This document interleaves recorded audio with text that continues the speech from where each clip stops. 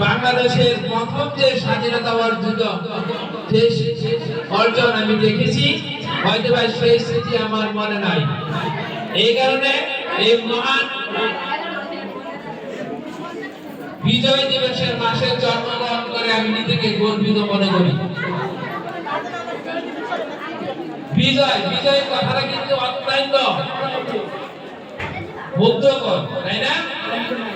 আমি যে কোনো কাজে প্রশাসিত করে পরিশ্রম করে যখন আবার কাঙ্ক্ষিত লক্ষ্য অর্জন করি, তখনই আমার বিজয় স্বাধীনতা হয়। বাংলাদেশে তার ব্যতিক্রম নয়।